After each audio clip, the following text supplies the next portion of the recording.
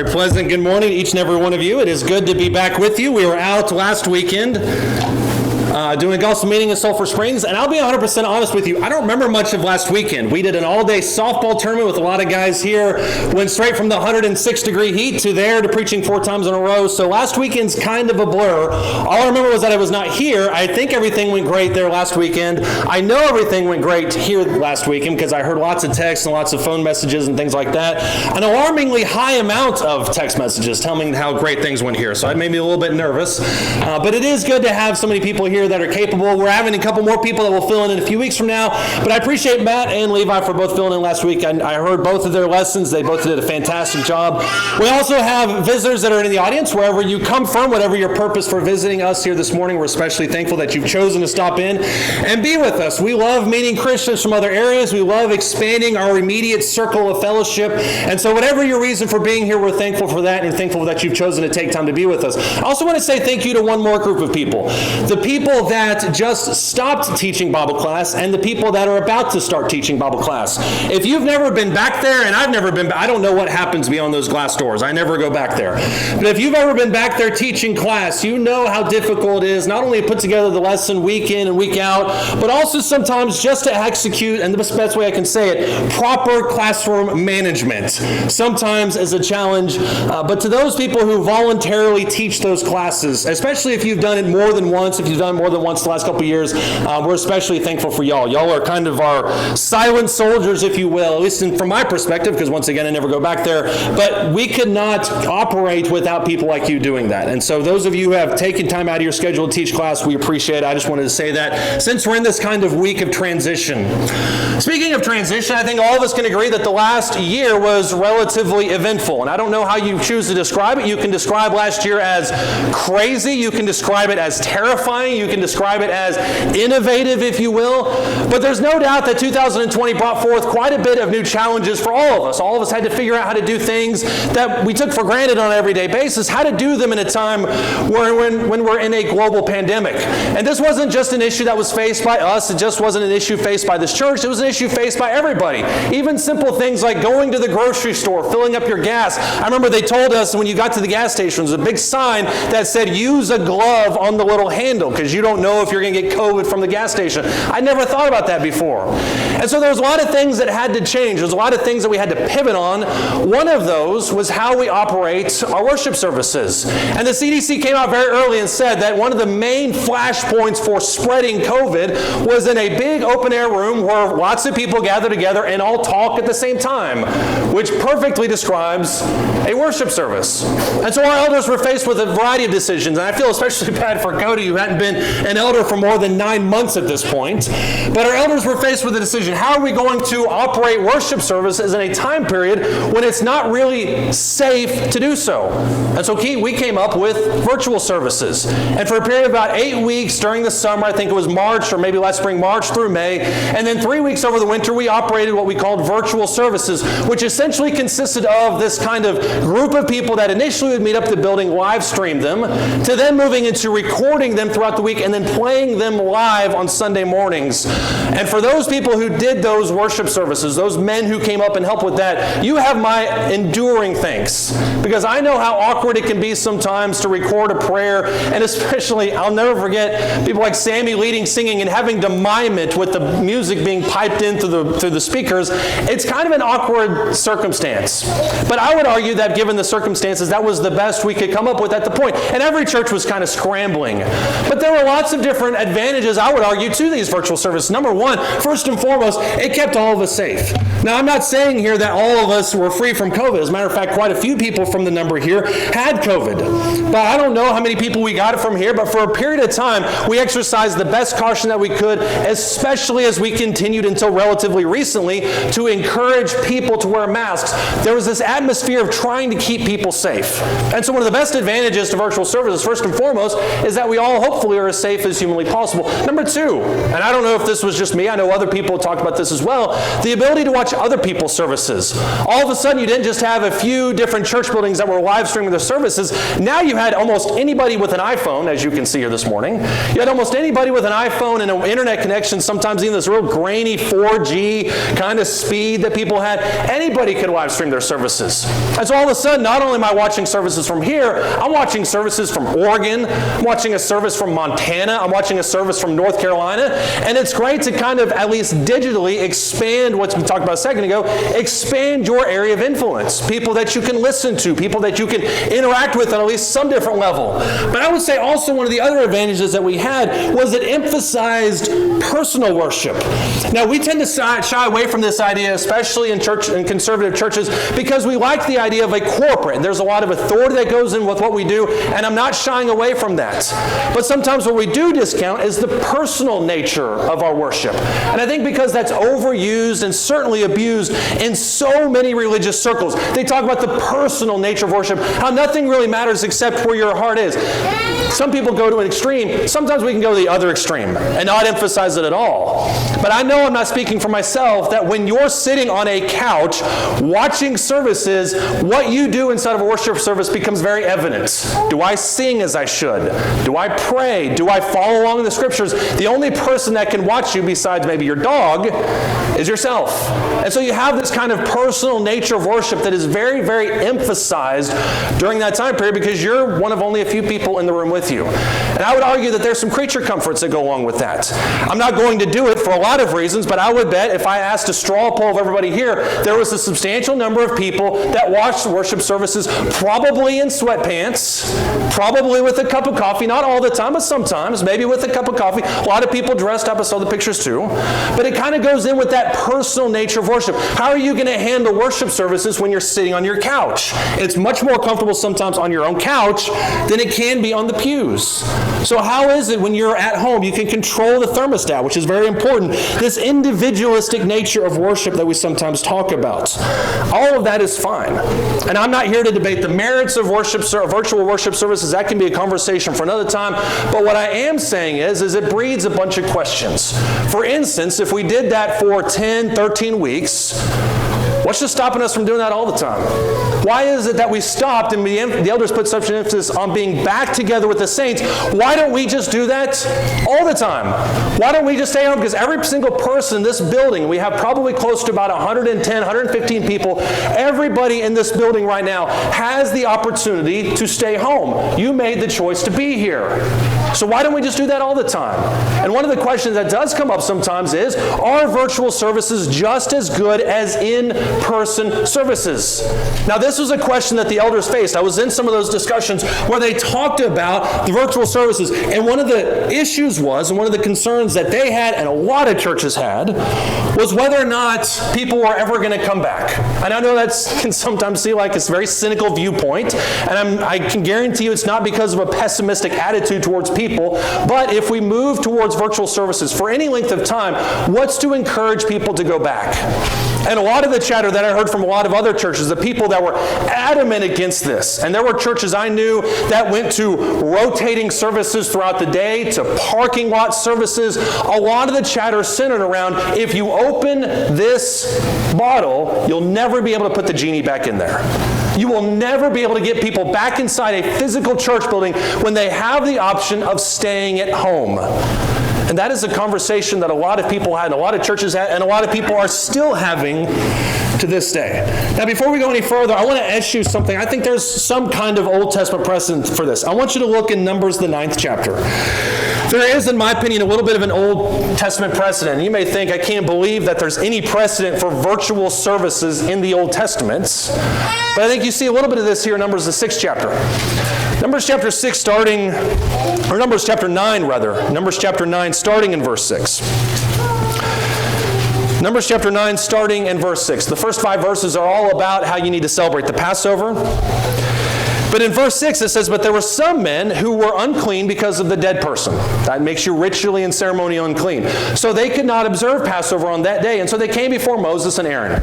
And those men said to them, though we are unclean because of the dead person, why are we restrained from presenting the offering of the Lord at its appointed time among the sons of Israel? That's a very realistic question. We are ritually and ceremonially unclean. So how are we supposed to partake of the Passover? And how are we supposed to offer sacrifices considering it is so instrumental to what we do in our religion? Verse 8, Moses therefore said to them, and I love how Moses oftentimes does this, wait, and I will listen to what the Lord will command concerning you. Then the Lord spoke to Moses, saying, speak to the sons of Israel, saying, if any one of you or your generation becomes unclean because of a dead person, or is on a distant journey, he may, however, observe the Passover in the Lord in the second month, on the 14th day at twilight. They shall observe it then. They shall eat it with unleavened bread and bitter herbs. They shall leave none of it until morning, nor break a bone of it. According to all the statute of the Passover, they shall observe it. But the man who is clean and is not on a journey, and yet still neglects to observe the Passover, that person shall then be cut off from his people, for he did not present the offering of the Lord at its appointed time. That man will bear his sin. It's an interesting kind of issue in the law, if you will, where you have God that says, I want you to observe the Passover at this exact moment in time. You need to do it right now in the way that I prescribe it to you. But then you also have the very realistic concern. What if I'm ceremonial and clean?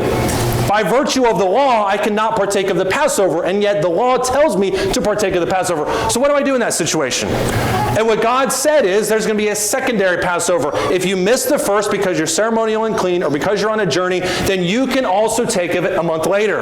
But the exact same format takes place. You take it the one day, you don't leave any of it till the next day. And so he has this allowance for us, or at least the Jews, where they could partake of the Passover 1 month later in extenuating circumstances. Now, I'll be the first person to tell you that's not ideal. Nobody wants to miss the Passover primarily because it is a community event. But it's not just, if you were paying attention there in Numbers 9, it's not just for people that are ceremonial and clean. If you are on a distant journey, you could also partake of the Passover a month later as well. Now, I thought it was interesting because I read this section. I had heard about this section last year when all this conversation was kind of come up about it. People talking about the second Passover. So it's always kind of been in my mind. What I never realized was that there was this allowance if you were on a journey. And I thought to myself, well, what's to stop people from just saying, oh, well, I can't take the Passover because after all, I'm going to Cincinnati that weekend. Can't do it. Got a big NASCAR race. Can't do it. And what I found was they had the same reservations that we sometimes do. Because the way that some Jews translate this is not people going on a distant journey, but rather the real side effect, which is that they are distant from God. Now, I think the very real application of this is twofold. Number one, if you are unclean, then you can take of it a month later. You're on a distant journey, you're unclean, or on a distant journey, you can take of it later. But what they focus on is not the physical location of a person, as much as the spiritual makeup of that person. That my heart is distant from God. And that's something he talks about there in verses 11 through 13. That my heart is distant from God. And so the Passover doesn't really seem to be a focal point in my life. Like sometimes worship services can be in our lives. We have other things that we need to focus on, other activities we want to engage in. And so for whatever reason, worship services doesn't seem to be high on our radar. That's what he's addressing here, at least in parts. And it goes back to this idea, and we talked about it this morning in the class, it goes back to this fundamental idea that sometimes we look at law and we look at Scripture and we find out how we can manipulate it sometimes to our distinct advantage. Let me show you what I'm talking about. Look a few books over in Deuteronomy, the 15th chapter. Deuteronomy chapter 15. One of the other precedents in the law, one of the other statements rather in the law was the year of Jubilee. And the argument surrounding the year of Jubilee was that every 7 years there's a renewal of your funds. If you have a debt, if you are in bondage or whatever, you can kind of renew that. All of that is reset. And it goes back to the mega year of Jubilee there in year 50. And so what this brings forth for people is this idea that I can lend out to people and the year of Jubilee will kind of restore it all back. But listen to what Moses talks about here in Deuteronomy 15. Deuteronomy chapter 15, starting verse 7, he says, if there is a poor man with you, one of your brothers, in any of your towns in your land which the Lord your God is giving you, you shall not, listen to this, harden your heart, nor close your hand from your poor brother. But you shall freely open your hand to him, and shall generously lend him sufficient for his need and whatever he lacks. Verse 9, however, beware that there is no base thought in your heart, saying, the 7th year, the year of remission, is near. And your eye is hostile towards your poor brother, and you give him nothing, then he may cry out to the Lord against you, and it will be a sin to you. There was the perspective that some people had when they thought about lending out to their fellow man. Well, if I lend it out now in year 6, and year 7 comes along and all these debts are gone, I'm never going to receive what was owed back to me. And so it's just poor timing. And what he tells these people here in Deuteronomy, the 15th chapter, is don't look at other people with a base thought in your heart and say, I'm not going to help you because I won't get anything out of it. As you would go on there in verses 11 through 13, you shall give to him freely, generously. Don't look for these little loopholes to construct your religious attitude towards other people. And yet sometimes we do this. So to answer the question, are virtual services just as good as in person? And somebody asked me this morning, I could have just put a big no up here and it would have been fine. Are virtual services just as good as in person? No. Now, are there extenuating circumstances? And it would be completely unfair for me to address any of this without even addressing the extenuating circumstances. If you are homesick, and by the way, I know there are people watching this right now on live stream. I'm not speaking directly to you, but if you are homesick, that's an extenuating circumstance. If you are on a distant journey, there's nothing you can do about where you happen to be at that point in time. Maybe you're on a plane off in the middle of nowhere. That's an extenuating circumstance. But here's the caveat, and here's where it comes self-responsibility comes in. The only person that knows if it's an extenuating circumstance is you. The only person that knows if my extenuating circumstance is actually extenuating is me. That's the caveat in all of this.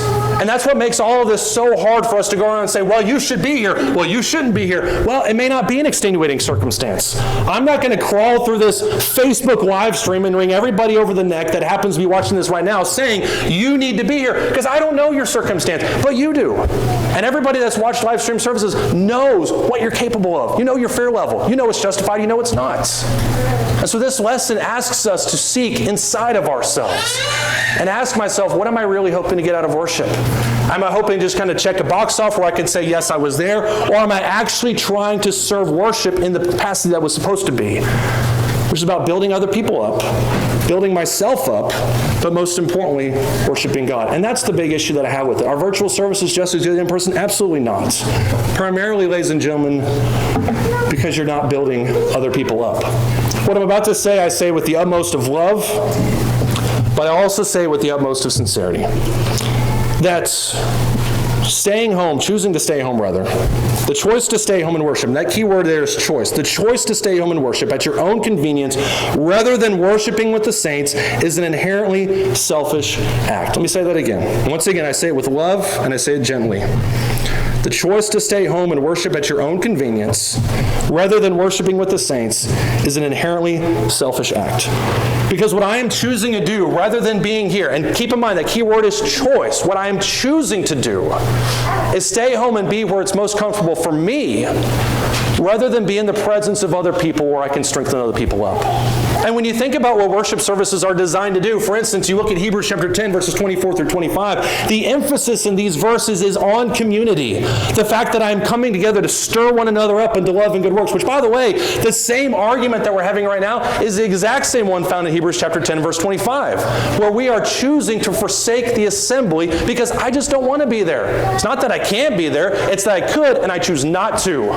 That's why the Hebrew writer comes down so hard on that. You are choosing to forsake the assembly. When you look at the instance of the Lord's Supper, for instance, 1 Corinthians chapter 11, he chastises the saints there because they are not doing it together, they're doing it individually. We should be doing this together. When you talk about singing, Ephesians chapter 5, verse 18, he talks about lifting one another up in psalms and hymns and spiritual songs. The focus of our worship, ladies and gentlemen, is to be done together. There is a spiritual process that takes place when we gather together and we build one another up, not only from what I'm doing. Hopefully this builds somebody up. But I would argue that the songs and the prayers, Lord's Supper, the communion, the fellowship that we have with each other, that's what really builds us up. If you look in Psalm 122, for instance, and there was a lot of Psalms we could have chosen to look at. This section here, Psalm, I think 120 through 134-ish, this whole section here is called the Song of Ascent. You're probably familiar with this phrase. And what a psalm of ascent is, essentially, is it's pilgrim songs that they sang on the way up to Jerusalem. And so you had a bunch of pilgrims that are coming to Jerusalem for one of the 3 annual feasts. And these pilgrim songs here in Psalm 120 through Psalm 134, these are the songs that they sang.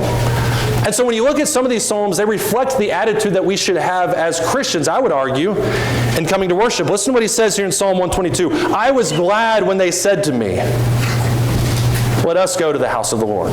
Our feet are standing within your gates of Jerusalem. Jerusalem that is built as a city that is compact together, to which the tribes go up, even the tribes of the Lord. Notice the plurality. An ordinance for Israel to give thanks to the name of the Lord. For there thrones were set for judgment, to thrones of the house of David.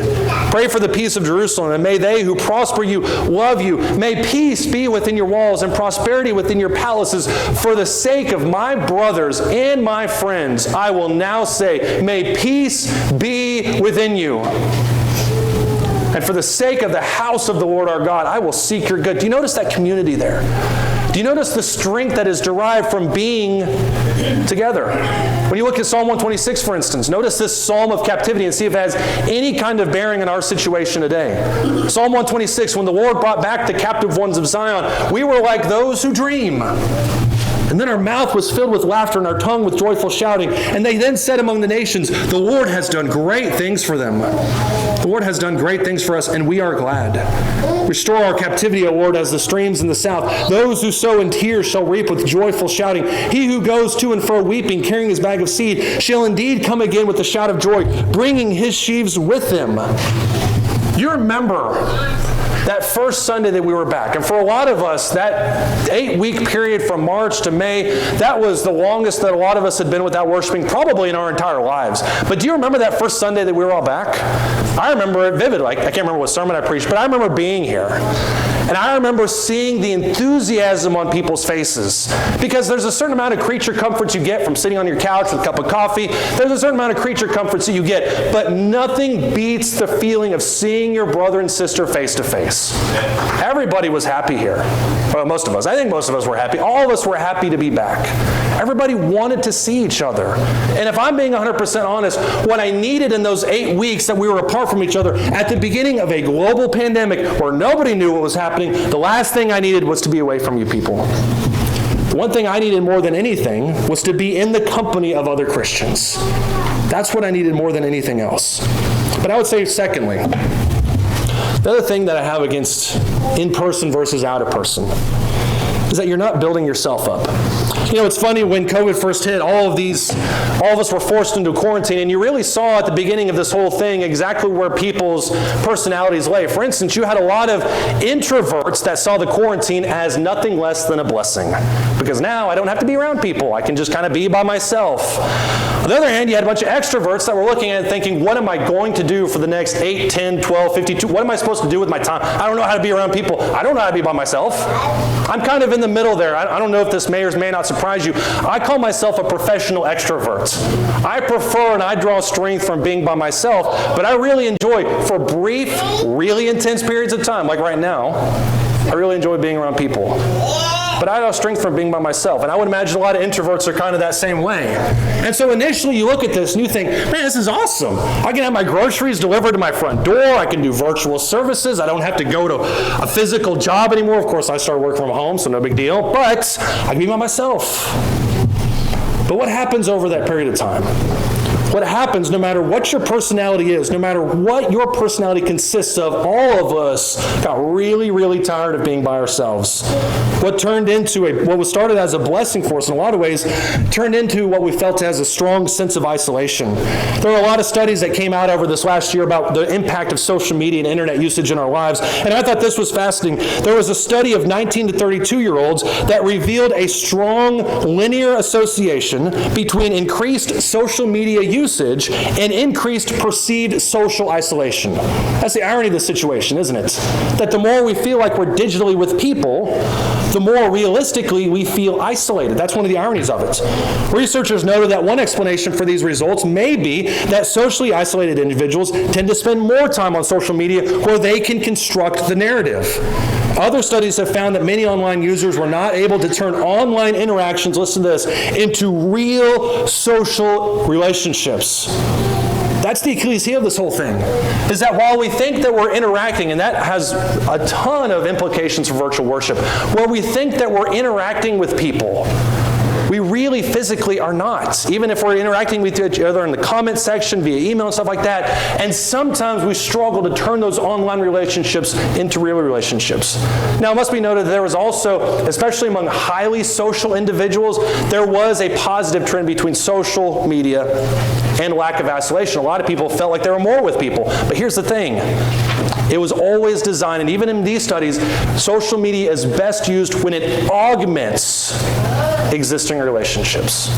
And so for those of us who think to ourselves, I'm a pure 100% introvert, which I would put myself somewhere near that spectrum. I am a pure 100% introvert. Even for you, I would argue that 2020 felt isolating, that you felt like you weren't around people. I want you to look at Psalm 73. Over time, what that isolation does is it just kicks against our soul. It makes us feel like we're the only people, like we're dealing with everything alone. And that's, whether you're talking about virtual services or not, that's always the problem with not being at services, is it makes you feel like you are on an island. That I don't have to be with other people because, after all, I'm strong enough to handle it myself. And yet in Psalm 73, listen to what the psalmist says here in verse 1. He says, surely God is good to Israel, to those who are pure in heart. But as for me, my feet came close to stumbling, and my steps had almost slipped. For I was envious of the arrogant as I saw the prosperity of the wicked. For there are no pains in their death, and their body is fat. They're not in trouble as at other men, nor are they plagued like mankind. Therefore pride is their necklace. The garment of violence covers them. Their eye bulges from fatness, which I've never seen, but I think is a very vivid image. The imaginations of their heart run riot. They mock. They wickedly speak of oppression. They speak from on high. They have set their mouth against heavens, and their tongue parades through the earth. Do you know what he's talking about here? He says, when I'm amongst the world, when I'm amongst everybody else, my friends, people in the world, my co-workers, students, whatever else it is, when I'm amongst people of the world, it can be very easy for me to have a skewed perception of the end results of our life. And so what he says here is, I was very envious of the arrogant. I was very jealous of people who seemed to attain high positions of standing by backbiting, by people who are greedy. Because after all, if you want to get anywhere in this world, you have to be willing to slash a few throats. Am I right? That's what Psalm 73 argues. Is that when I'm away and I'm in the world, that's what I see. Verse 10, therefore his people return to this place, and waters of abundance are drunk by them. They say, how does God know? Is there knowledge with the Most High? Notice that scoffing. Behold, these are the wicked. And always at ease, they have increased in wealth. Surely in vain I have kept my heart pure, and I have washed my hands in innocent. For I have been stricken all day long, and I have been chastened every morning. Woe is me in comparison to the outside world. Verse 15, if I had said, I will speak thus, behold, I will betray the generation of your children. Because when I pondered to understand this, it was troublesome in my sight, until I came, listen to this, into the sanctuary of God. And it was then that I perceived their end. Surely you have set them in slippery places. You have cast them down to destruction. How they are destroyed in a moment. They are utterly swept away by sudden terrors. Like a dream when one awakes, O Lord, when aroused, you will despise their form. What he's talking about here in these verses is the fact that when I'm amongst the world, when I'm away from the saints, when I'm away from other people who believe and act and obey the same thing that I do, that I tend to have a very skewed perception of the world. That I believe that everybody out there is excelling, everybody else is out there through their wickedness, they're just taken off. But he says, had I said that, then I would have disgraced what I know to be true, which is when I come into the sanctuary, when I'm reminded of God, that's when I see the real end of all things. Verse 24, with your counsel you will guide me, and afterward you will receive me to glory. Whom have I in heaven but you? And besides you I desire nothing on earth. My flesh and my heart may fail, but God is the strength of my heart and my portion forever. For behold, those who are far from you will perish. You have destroyed all those who are unfaithful to you. But as for me, the nearness of God is my good. I have made the Lord God my refuge, that I may tell of your works. You know, one of the best things about being amongst you people every Sunday and every Wednesday is I'm reminded of my priorities in life. I'm reminded of what is absolutely 1,000% above everything else, what is most important in my life. And as much as it is the friendships and the seeing that we have together, as much as the things we do in here matter and the relationships we build with each other, one of the most important things that come out of this every single week is we're reminded of our priorities. And that's why in Hebrews chapter 10 and verse 25, he comes down so hard on them. He says, as you see the day approaching, judgment is there. You need to be reminded of why you serve and of why you live. Now, is this building the seat of God? No, it's just a building. This 4 walls, however many walls, these are just walls. When I talk about coming in the sanctuary of God, I mean the gathering that we have. And the intentionality that we have in going to worship helps us understand where our priorities should be instead of trying to work God into our schedule. I'll be honest, churches aren't the only ones affected by this. If you ask anybody in the entire world, did your life change in 2020? Every single person is going to say yes. If you ask a movie theater owner, was your business changed by COVID? Yes.